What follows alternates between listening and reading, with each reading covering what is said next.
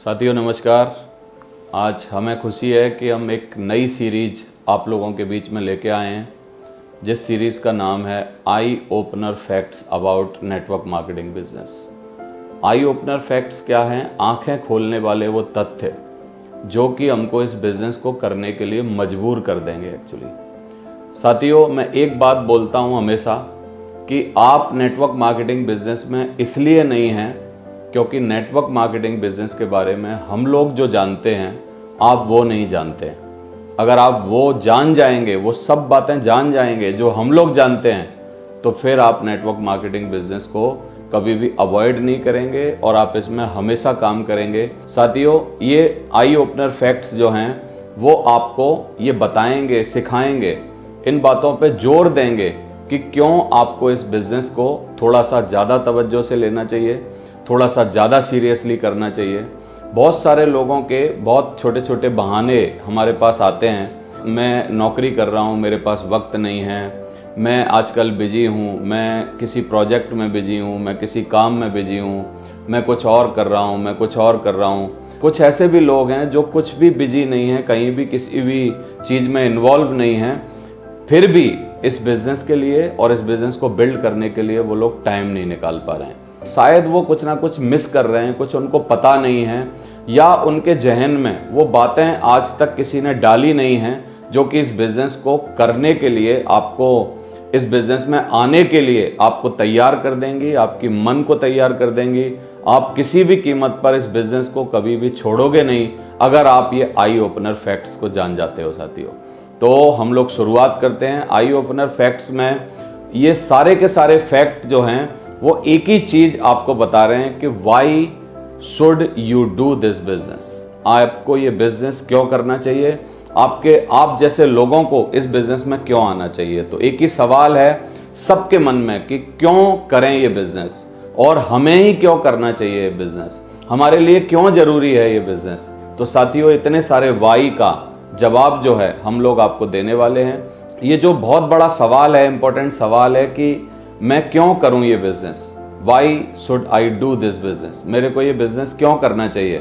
तो साथियों, ये जो वाई है, अगर ये किसी का क्लियर हो जाता है तो वो इस बिजनेस को करने लगता है। 2003 में मैं जब इस बिजनेस में सितंबर में आया था, तो मेरा ये जो वाई है वो महीना 2 महीने के अंदर इस बिजनेस में बहुत ही क्लियर हो गया था और मेरे को ये पता चल गया था, पक्का मन में ये बात आ गई थी कि अगर मैं इस बिजनेस में कुछ ना कर पाया तो और किसी क्षेत्र में भी मैं उतना सब कुछ नहीं कर पाऊंगा और मेरे लिए कोई और दूसरा रास्ता नहीं है। अगर मैं यहाँ कुछ नहीं कर पाता हूँ तो मैं दूसरी जगह भी करने के लिए कुछ भी पॉसिबल नहीं है, क्योंकि हमारे पास दूसरी जगह बिजनेस करने के लिए आपको कैपिटल चाहिए होती है, आपको बहुत सारा एक्सपीरियंस चाहिए होता है, आपको बहुत सारे लोग चाहिए होते हैं, आपको बिजनेस करने में रिस्क उठानी पड़ती है और इस बिजनेस में वो सारी चीज़ें मैंने देखी थी, वो थी नहीं। तो मुझे लगा कि मुझे इस बिजनेस को करना चाहिए, तो मैं आज आपको वही बता रहा हूँ। सबसे पहली चीज़ एक और होती है साथियों कि कोई कितने भी फैक्ट्स बता दे या कोई कितना भी आपको किसी भी चीज़ के लिए तैयार कर दे, एक बिलीव जो है वो अपने ऊपर रखना बहुत ही इंपॉर्टेंट होता है। और एक बहुत अच्छी बात हमारे यहाँ बोली जाती है, बिलीविंग इज अचीविंग। अगर आप विश्वास करते हैं तभी आप कुछ अचीव कर सकते हैं। हर व्यक्ति कहीं ना कहीं किसी न किसी चीज़ पर विश्वास करता है। विश्वास करने के बाद ही आप जिंदगी में कुछ भी अचीव कर सकते हैं, कुछ भी पा सकते हैं। जब तक आप बिलीव नहीं करते, और बिलीव करने के लिए आपको बहुत सारे तथ्य दिए जा सकते हैं, बहुत सारे प्रमाण दिए जा सकते हैं, बहुत सारी चीज़ों को आप चेक कर सकते हैं। जो आपके मन में कन्फ्यूजन का कोई भी कारण है उसको आप क्लियर कर सकते हैं, लेकिन बिलीव करने से ही किसी भी काम की शुरुआत होती है साथियों। जब तक आप बिलीव नहीं कर सकते तब तक आप अचीव नहीं कर सकते, और बिलीव कर सकते हैं तो डेफिनेटली कुछ भी आप अचीव कर सकते हैं। बोला जाता है वाई और हाउ, 2 सवाल होते हैं कि मैं इस बिजनेस को क्यों करूं और मैं इस बिजनेस को कैसे करूं। तो साथियों, अगर इसका वेटेज देखा जाए कि वाई का वेटेज ज़्यादा है या हाउ का वेटेज ज़्यादा है, तो जितने भी लोग, जितने भी किताबें, जितने भी स्मार्ट लोग जो इस बिज़नेस को कर चुके हैं और बहुत ही बड़े मुकाम पर हैं, वो सारी की सारी बातें एक ही बात की तरफ जवाब देती हैं या इंगित करती हैं आपको कि वाई का वेटेज जो है वो 95% है साथियों, और हाउ का वेटेज जो है वो सिर्फ बहुत छोटा सा 5% है कुल।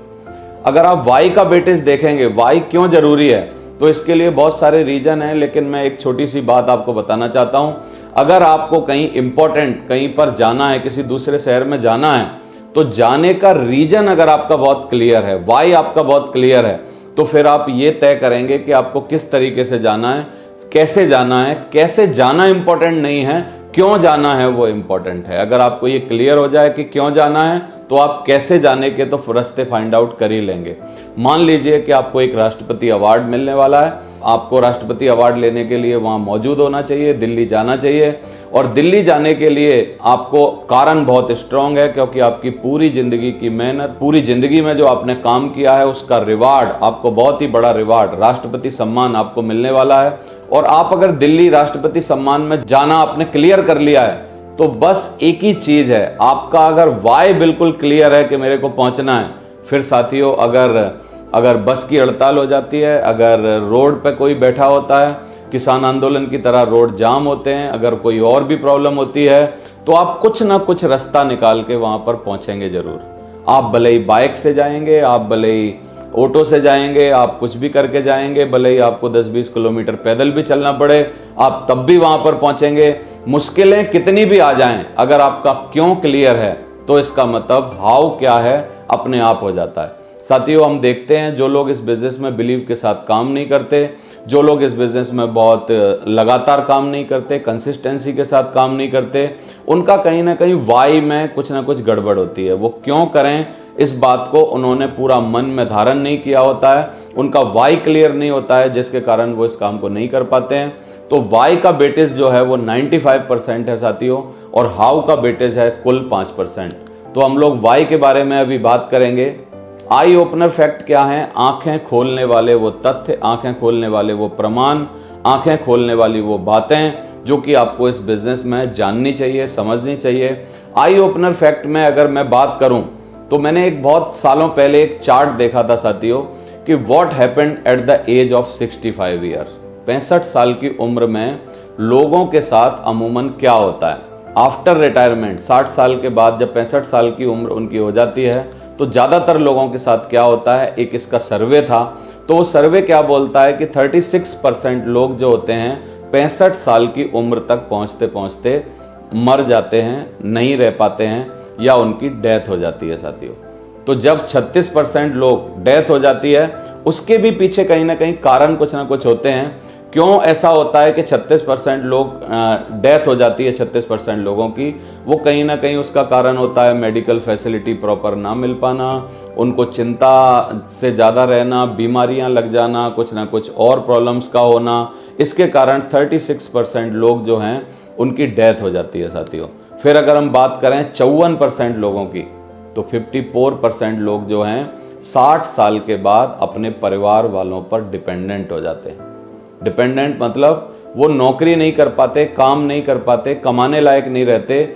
और नौकरी में अगर हम बात करें, तो नौकरी में तो 65 साल के बाद कोई भी रखता ही नहीं है। यानी घर का मालिक, एक टाइम पर जो घर का मुखिया होता था, आज वो घर के किसी एक छोटे से कोने में कहीं छोटी सी खाट पर पड़ा होता है, और बहुत ज़्यादा अच्छे तरीके से उनकी परवरिश और ये नहीं हो पाती है। आपने देखा होगा आजकल बहुत सारे लोग, 54% लोग डिपेंडेंट हैं। क्यों डिपेंडेंट हैं? क्योंकि उनके पास कोई भी और आय का रिसोर्स नहीं है, कोई भी तरीका नहीं है, और उन्होंने पूरे जीवन काम किया, पूरे जीवन कमाया, लेकिन उसके बावजूद आज उनके पास ऐसी नौबत है कि वो अपने परिवार वालों पर डिपेंडेंट हो जाते हैं। 54% लोग ऐसा करते हैं, ऐसा होता है उनके साथ। 5% लोगों को स्टिल इन जॉब में रहना पड़ता है। 65 साल की उम्र के बावजूद भी उनको नौकरी करनी होती है, और वो एक छोटा सा बहाना भी देते हैं साथियों, जब आप उनसे बात करेंगे कि मेरे को घर में अच्छा नहीं लगता है इसलिए मैं जॉब कर रहा हूँ।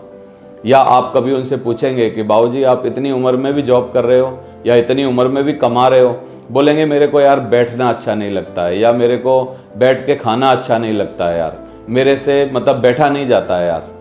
लेकिन साथियों, सच्चाई कुछ और होती है कि उनके पास उतना इनफ अमाउंट नहीं होता है, या उनके पास उतनी जुगाड़ नहीं होती है जिससे कि वो बैठ के खा पाएँ, और उनको जॉब करनी होती है। परेशानी के कारण भी, शरीर ना साथ देने के कारण भी 5% लोग 65 साल की उम्र के बाद भी जॉब करते हैं। अगर हम देखें 4% लोग फाइनेंशियली फ्री हो जाते हैं साथियों। ये 4% लोग कौन से हैं? ये बिजनेसमैन हैं, ये बड़े बड़े प्रोफेशनल्स लोग हैं, ये डॉक्टर्स हैं, ये सीएस हैं, ये पायलट्स हैं। ये अच्छी प्रोफेशनल जॉब में रहने के कारण 4% लोग फाइनेंशियली फ्री हो जाते हैं।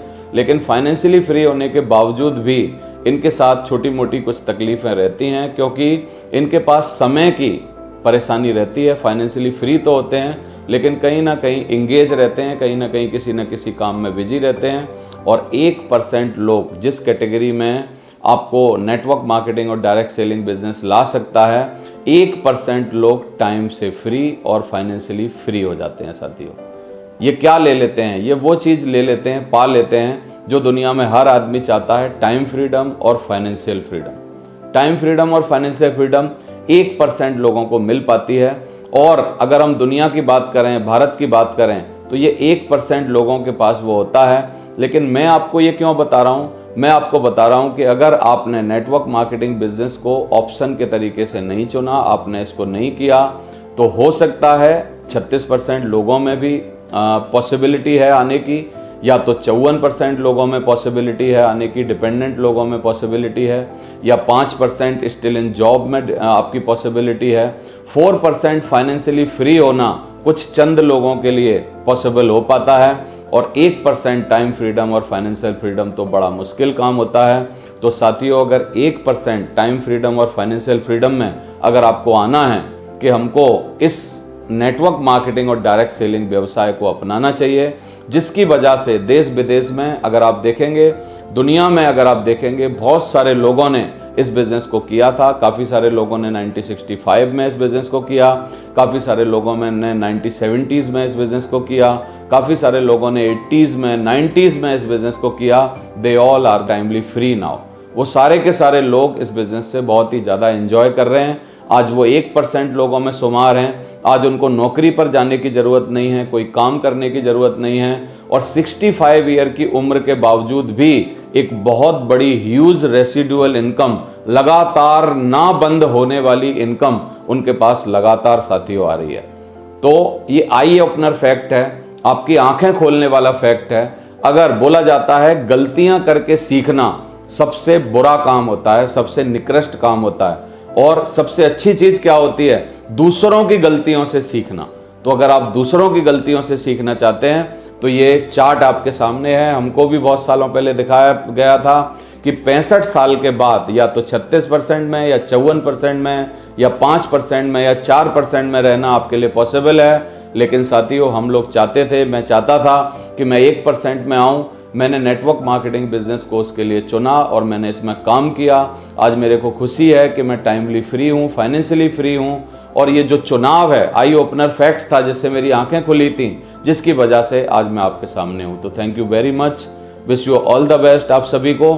आई ओपनर फैक्ट अगर आपके समझ में आया हो साथियों, तो आप इसको शेयर करिए ज़्यादा से ज़्यादा लोगों को, और आप इसको बताइए, और सब्सक्राइब कर लीजिए हमारे इस चैनल को, बेल आइकन को दबा दीजिए, जिससे कि आपको ये नोटिफिकेशन टाइम पर आपको मिलता रहे। और ये जो वीडियो है, इसको आप अगर किसी को समझाने के लिए जा रहे हैं, बिजनेस में किसी को लाना चाहते हैं, नया कोई भी व्यक्ति अगर आपके बिजनेस में अभी आया है, इस वाली वीडियो को उनको चला के जरूर दिखाइए, जिससे कि उनको इस बिजनेस की ताकत का पता चले और आई ओपनर फैक्ट का इस बिजनेस के बारे में उनको पता चले। Thank you very much, wish you all the best. Thank you very much.